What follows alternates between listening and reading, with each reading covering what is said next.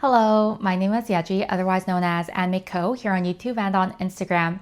Today we have our July knits video, so everything that I made in July.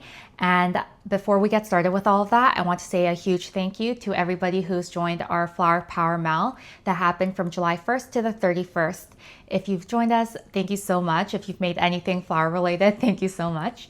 And a special congratulations to Donna, who won the giveaway for my portion, the July 31st. And so thank you again for joining. And Donna has made some really beautiful pair of Wildflower bloom socks as well as a beret. And I'll definitely have her Instagram linked if you want to go check out her Instagram page. And a huge thank you to my co-host Christy for hosting this make along with me. I couldn't have done it without Christy. She was way on top of it. She was way better than me at being on top of everything, and she was reposting everybody's projects onto her stories and such. So thank you so much, Christy, for hosting this with me. Hopefully we can do it again next year, and we'll see about what happens next year and what changes there are, but that's for next year. This year, I'm super happy that it happened in July, and thank you again to everybody who's joined. Let's now jump into everything that I made in July.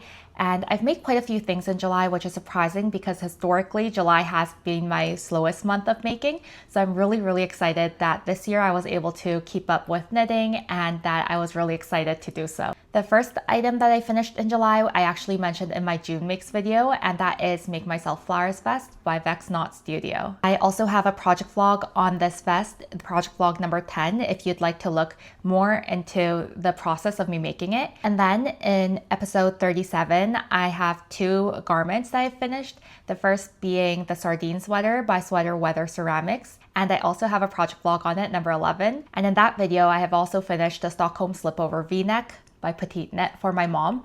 And I also have a project vlog on that as well, which is number 12. In episode 37, I also talk about my July Gnoodles, which came out really cute and has a rainbow, and I can show it to you here. So there's a little rainbow and little flowers all over the noodles, which is very cute. And for items that I've already completed that I've already talked about in these sit down videos, I think that's it.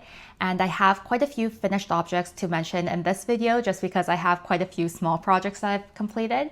And so we'll jump right into it. So since completing Gnoodles, I have 5 finished objects, one being a garment, the others were smaller projects. So I'll start off with the ones that I don't have with me first. The first being the Debutant Baby Set, but only the bonnets. I made 2 of them for my friend because she's pregnant with twins. I don't have them with me, so I'll show you a picture of what they look like. They're a lot cuter on because the points just come up at the back of the head, and I really like how they look, which is why I like making them and gifting them to friends. The blue one I made with KNC cotton, which was from Joann's, but I think now you can get it at Hirschner's the last time I checked. And that was in the color Lavender Field, and the pink is Barocco Iris in the color Blush.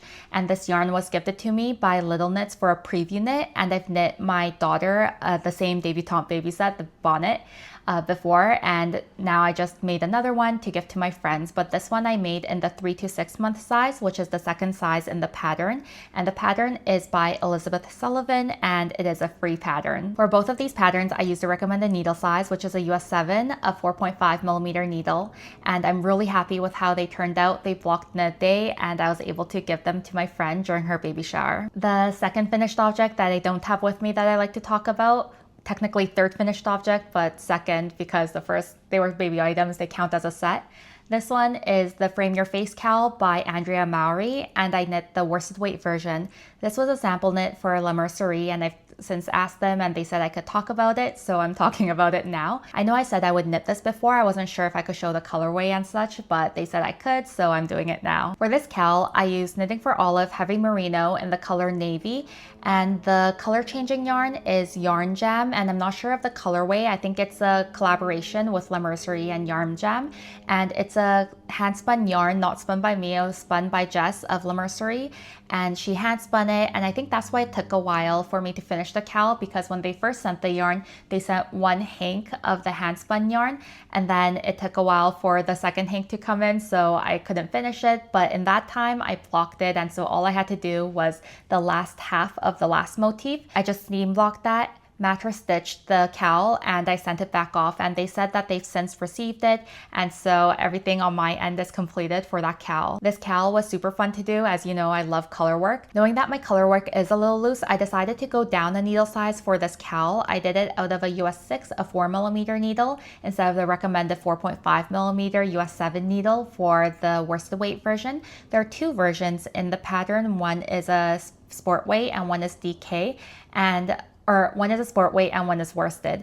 And I chose to do the worsted weight because that's what I was asked to do. So I didn't choose any of the settings such as the pattern, the weights, the size. So that's all given to me as a sample knit. And I'm really happy with the way it came out. I think that the colors changed beautifully, and working with the heavy merino, it was kind of nice just being able to work with a really woolly wool, even though it was quite warm while I was working on this project. So this project is definitely not meant for the summer weather, but I think it'll be really nice for fall and winter. If you are looking for a pattern that is completely all color work, and it is one of those memorizable patterns, the ones I've talked about before where you can memorize a pattern like 1, 2, 1, 2, or however you do it in your head, then I think this is a good one, because by the end I had it memorized and I was in a groove of doing it. For this cowl, she also recommends you catch your floats if you choose to, if you are worried about your tension. I chose not to catch my floats just because all of the floats are in the inside of a cowl. You do it as a loop and you spiral up and then you close it. So those are the two finished objects that I don't have here with me, and the next ones I do have here with me. First, I finished off my Wildflower Bloom socks by Michele, and I made this for my flower power mail, and I'm so happy that it is done. I'm not sure how well you can see the motif on screen, but it is looking, if you look at it close up, I also think that the flowers kind of get muddy, but then if you look at it from far away, then I think you could see the flowers a little better. It's because I used a highly variegated yarn to go with this bare undyed yarn. And Donna, who won the giveaway for the Flower Power Mouse, she also made a pair of these socks. Her contrast was really great. And also Michele is going for more of a lower contrast for her socks, and it's looking so beautiful as well. I'm so happy that I made this pattern. It was quite quick to knit up just because I couldn't put it down. This is not one of those patterns where you can memorize it. You have to have it in front of you while you're knitting because every row is different. And it is just 2 repeats of the same row on one side and the other side before you go up the sock. For this, I used a 2.25mm needle on 9-inch circulars, US 1s, and my color work is quite loose, so these are quite loose, but it's nice that they go up my feet and they're not sliding down, so maybe they fit. I think that next time I'll try to get US 0s on 9-inch circulars so I could do color work socks on US 0s instead. The yarn for the sock is this, and this is Always Look on the Bright Side of Life, and it's dyed by Junie and Sai for Tea Cozy Yarn Shop.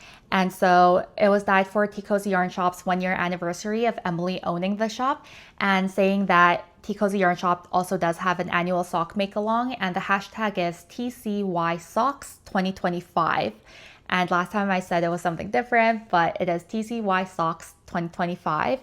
And I'm really happy you can hand knit or crochet a pair of socks to enter that make along, and that is running from July 9th to September 7th, so you still have plenty of time.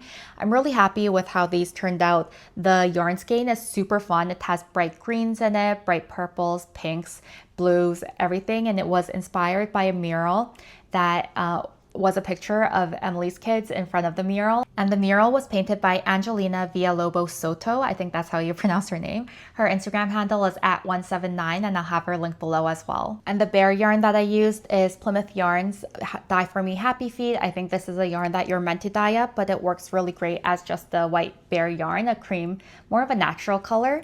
And I'm really happy with just how these turned out. I knit a size medium, and one thing that I might change next time I knit them is that I might do half a repeat more, maybe on the legs, so that they sit a little taller on my ankle, because that's the length that I just like my socks to be, but otherwise these are very beautiful. My next finished object I'm currently wearing, and this was made for my younger sister, and she's asked for it for her birthday, which is in late August, so I feel really good about having completed it at the end of July. I finished it July 30th, waited for it to block, and then now we're here. So this pattern does go up to fit a 61-inch bust. However, the last size in the pattern is 65 inches because it includes the 4 inches of positive ease. The Rainy Day Cardigan was first published in April, and it doesn't have that many projects on Ravelry, so I'm not sure why that is. Maybe it's because it is a simple raglan with just a little bit of cable knit. cardigan, but my sister is the one that chose this cardigan pattern, and so I bought the pattern and I bought the yarn and everything, and I'm really happy that it turned out well. This is a really nice beginner's friendly cardigan, but before we get into that, we'll jump into the details of what I made my cardigan with. And I use Sanduskarn Sunday and Tin Silk Mohair held together. In Sari's version, she uses a similar fingering weight yarn as well as a mohair to hold hers together, so I think this was perfect. I got gauged with the recommended US 6 4mm needle for the body, as well as the US 2.5 3mm for the double knitted button band, the collar, the hem, and all of the finishings. I bought 5 balls each of the Sunday and the soft silk mohair, and I have this much left. I have just under 50%, so maybe around 40% of the Tin Silk mohair left. And this is in the color 5023. It's the color lilac. And I also have maybe around 60% of this one left just because there was more yardage in it. And this is in the color 4632, and this is in the color Rose Lavender. Paired together on the 4mm needles, it creates a really beautiful fabric, and it's really nice. I really like when it's in the sunlight and it's very bright versus when it's a little overcast like right now and it turns up darker. The Sunday shows up more in overcast light, whereas the soft silk mohair, the brightness just really shines in sunlight. And so I'm really excited for my sister to get a lot of good wears out of this. In Sari's version as well, I think she had pearl buttons, so I decided to add the pearl buttons that my parents got me from Korea. Not sure if you can see it, but their pearl buttons that they got me have this little loop on it. And so currently I just have it held on together with stitch markers because I actually went ahead and I just got the sizing from these pearl buttons. These are the 12mm sizing that fit perfectly with this cardigan. And I got some no-sew pearl buttons instead that snap onto the garment. And so hopefully those will work better because whenever I tried sewing these on, it kind of was flopping down. Currently it's not because of the stitch markers holding it to multiple stitches on the inside, but it was kind of getting droopy. And so I didn't want the loop to show through, especially when she was buttoning it. So I decided to get other buttons for it, but they will also be pearl and it will look exactly the same. This cardigan, I would say, is the perfect cardigan to start off with if you are looking into making cardigans and you are more of a beginner knitter. I think it's nice to just get in some cabling while you're doing the raglan increases, and nothing happens with the actual 10 stitches of the cabling, so you don't need to worry about that. All of the increases happen on either side of the cabling. And I'm really happy with how it turned out. I think that if it is your first time making a cardigan or even wanting to try cable, this is for you because the pattern is quite simple. It's just raglan increases until you get to a point of separation for the sleeves and the body, and then you just knit basically straight down. The only thing is for the finishing, for the double knitted button bands, I didn't pick up every single row, or I did pick up every single row on one side, and then I ended up knitting 2 together on some of them, so I didn't get any bunching. I think it was on this side at the top where I didn't do it, and then at the bottom I did, just because I saw Sari's garments and it laying flat and the hems did flare out a tiny bit, and so I wanted to kind of fix that by maybe going down 5 stitches. So I just did knit 2 togethers where every buttonhole would be basically. And for my cast on, for the right side, I did an Italian cast on at the bottom because I did an Italian sewn bind off for the rest of it, but she just says to cast on. I think these are finishing just details that really don't matter, and if you have a finished garment, it really wouldn't show through because the button band where you would do the Italian cast on would be actually under if you do button it up, and so it really doesn't matter. But these are the small details that I think she hasn't included in her pattern to make it a little more beginner friendly, that I think it looks really nice if you do include it, but again, that's all just a bonus and it's not necessary at all. When I was knitting this, I was also scared that there would be a little bit too much of the V-neck going on just at the collar here because the ribbing kind of cinches in a lot more than the double knit button fabric here, but I think overall it looks fine and it's not something that bothers me. I think it looks kind of cute when it's on, and I'm really happy with how it came out. So buttoned up, this is what it looks like. It's kind of giving grandma, but also kind of giving cute, and I'm really happy with how it turns out. I think my husband isn't one for this style, but I think it's very cute. My sister has not had anything mohair, so hopefully she's not allergic to mohair, but everything that I've knit her before, I think had alpaca in it instead. I don't know if you can see the halo from this mohair, but it's turned out very beautifully. I'm really excited that I was able to make this for my sister, and this is the garment that took the longest this month, and so I think I just put a lot more effort into making it, and so I'm really happy that it's done and off the needles. I know that going forward, probably into the fall months, my project vlogs will get fewer in between just because I will be spending more time on each garment, as it does require longer sleeves, probably just more body length as well than all the summer cropped garments that I've been making so far. And saying all of that, I realized I forgot to mention what I'm wearing, and this is the Mixed Rib Cami by Florence Miller, and I made it with Knitting for Olive, cotton merino in the color Dusty Artichoke, and I used exactly 2 skeins for it. I followed all of the recommendations in the pattern. I followed the pattern to a T, and I have a project vlog. I love wearing the Mixed Rib Cami, and I think it's very flattering. I think it's flattering on everybody's that I've seen it on, so I would definitely recommend this pattern to you, with a caveat that it does take quite a while. It does get a little bit tedious just because of all of the twisted stitches, but overall, if you are looking for a pattern that's not completely mindless, but also you can get in the groove of, then I would definitely recommend this to you. My last finished object is kind of embarrassing to say, even that it's a finished object, but it is tiny. It's this, and this is a vest I made for my daughter's Labubu. She's currently sleeping. We got up at 4 a.m., which is probably why I'm a little less coherent today, but we got up at 4 a.m. She's currently napping in her room. It's 9 a.m. right now, and so I am going to let her sleep. I'm not going to wake up the sleeping dragon, but this is what it looks like, and I'll have a picture of the Labubu wearing this vest. I embroidered a little flower on it, and there is no pattern on it, but I will have linked below what I did exactly to make this vest. I made this on a US 1 2.25 millimeter needle, so just a sock needle, and I used sock yarn for it. So this is Mandy's making, and it's a mystery skein as well as a stroll fingering in Vibrant Violet. And I think it needed maybe 4 grams of the main color as well as 2 or 3 grams of the bind off. So I did an I-cord edging all around, and then for the armholes, if you can call it armholes, I just did a knit bind off, and then for the straps, for the little ties, I did it by doing a 4-strand braid. And so talking about it, we'll jump into works in progress as well. And this is one that I'm making for my mom. So my Labubu that I got was originally supposed to be mine. I asked my sister to buy it because I thought they were very cute, and she was able to get one, but then my daughter saw it, she opened it, it was a blue one, and she kept it even though blue isn't her favorite color. And so I decided to make her a pink vest.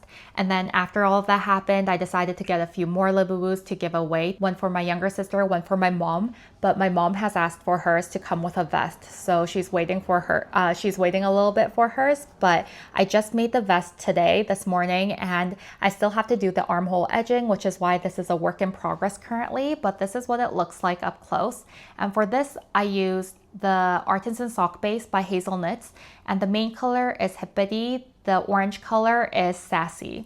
And it's looking very cute. The armhole edging, for this one, I'm doing a different edging. I just did a knit bind off, and then I took a crochet hook and I actually slip stitched around the edging for this one, just because it's sitting down and the I-cord bind off do take quite a while. So if you are only into knitting and you want to just do everything with knitting needles, I definitely recommend doing the I-cord bind off or doing the knit bind off. So you could just pick up every stitch and then bind off in knit stitches for to get a look like this.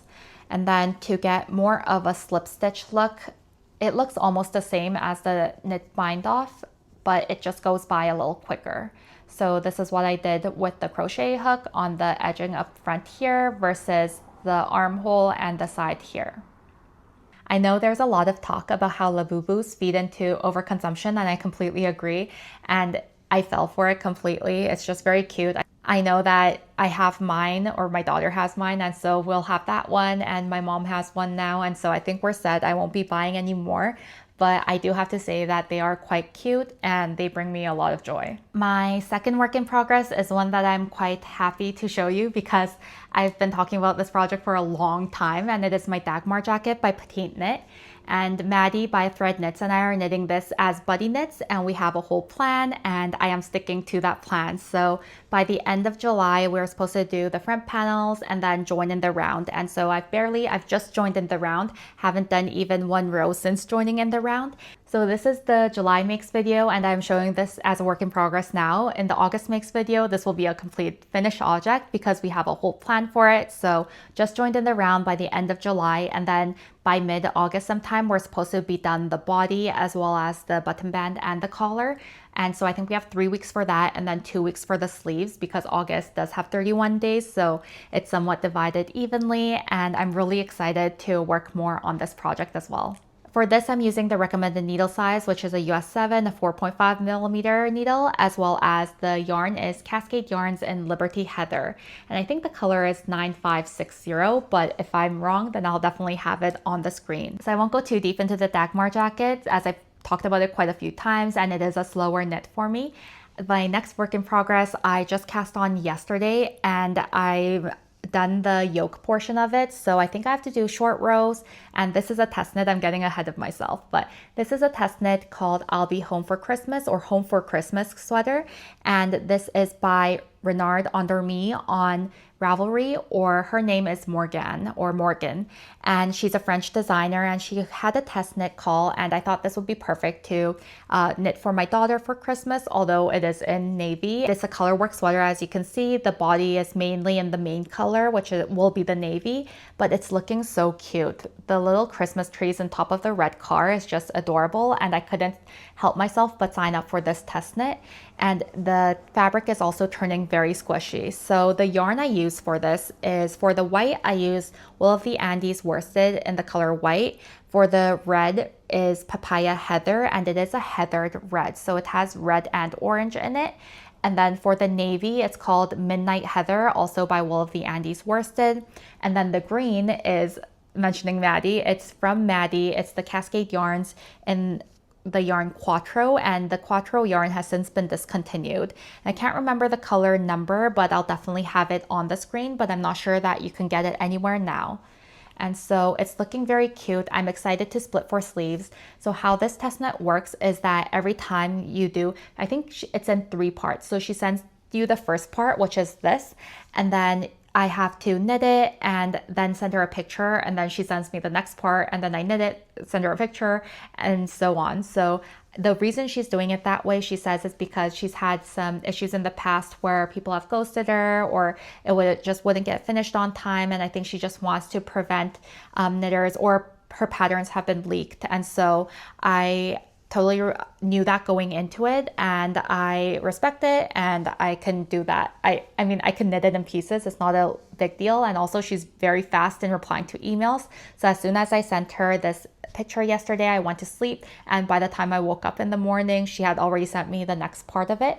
So I can definitely do that today, and I'm just really happy with how cute this motif is. As I'm knitting the child size, which is a 4 to 6 year old size, and that's the smallest size in the pattern, and it will probably be done by the next sit down video, so I'll share more about it then. So those are all my finished objects and works in progress. I have a few more works in progress than I'm used to, and that's because things are in pieces and things are on hold.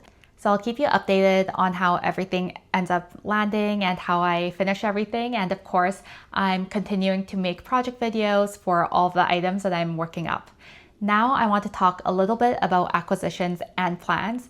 And first I want to talk about acquisitions, and the one I'm holding in my hand right now is one from Christy, and it's a card that she made. So she made this card, which completely fits into our flower power theme. It says hello, and she also has really nice handwriting, but it's a beautiful card. Thank you so much, Christy. And with this card, she sent a couple of items, but I looked around and I think I lost a couple pieces because my daughter was playing with it.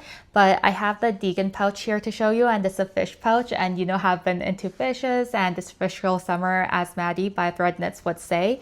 And so I'm really happy to have this. Thank you. I'll be using this. I was saving it to show in this video because I didn't want it to get too dirty or for something to spill on it, but I'll be using it. And she also sent me a really cute pair of scissors that can definitely go into this pouch to cut yarn and to cut things with, of course.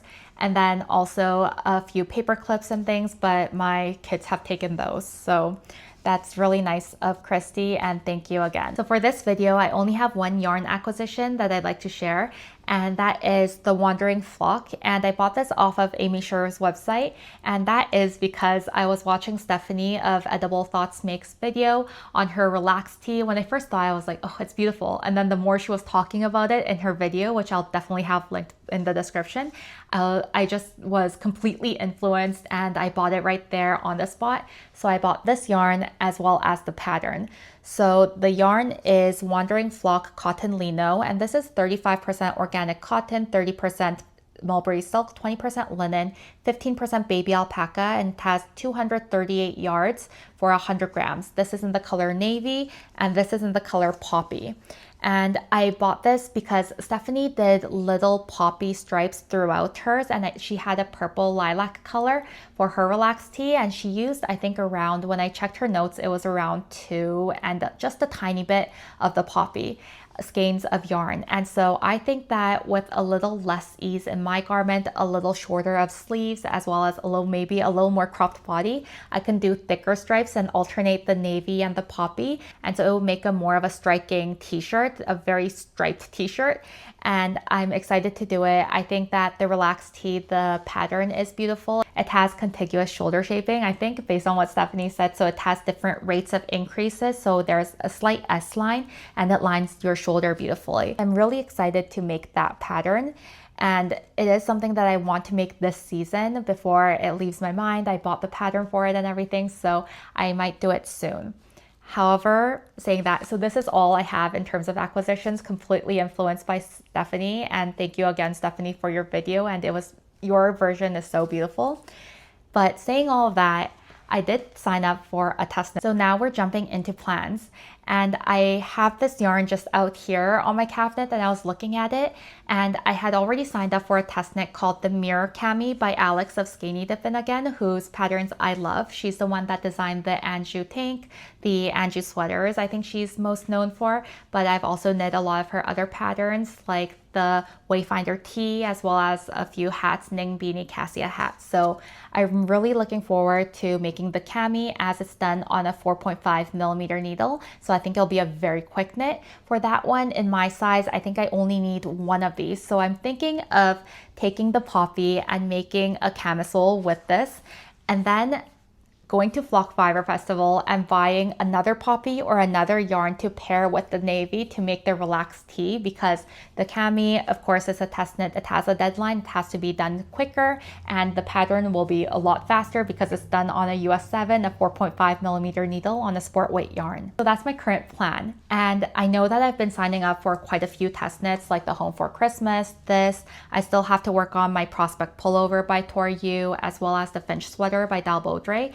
The Prospect Pullover's deadline is mid-September, so I should get started on that soon. Whereas Dalbodre, I think it's in October, so that one I have a little bit more time. I ran out of storage, so I'm sorry if the background has shifted, but I just have one more plan that I'd like to talk to you about, and that is regarding the Knitting for Olive pure silk yarn in raspberry pink that I got that I showed in last sit down video from Amy's website as well.